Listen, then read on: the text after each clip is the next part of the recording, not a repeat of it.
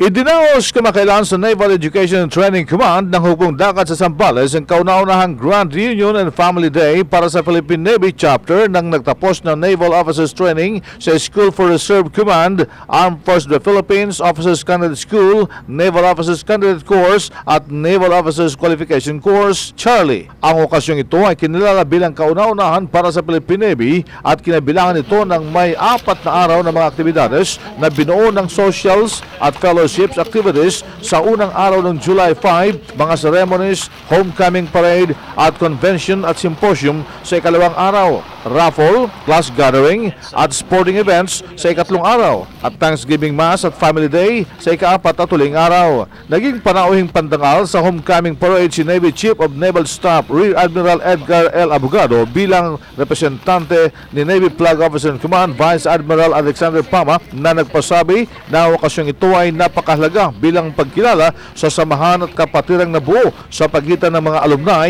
at pagtanaw sa mga values and traditions na siyang pundasyon ng isang epektibong tauhang bumubuo sa hukbo.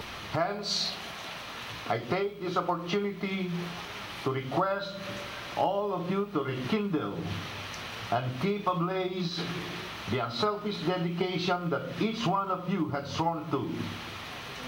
You are here to renew that commitment to serve. I ask you to continue to lead our troops towards one strong and credible Navy.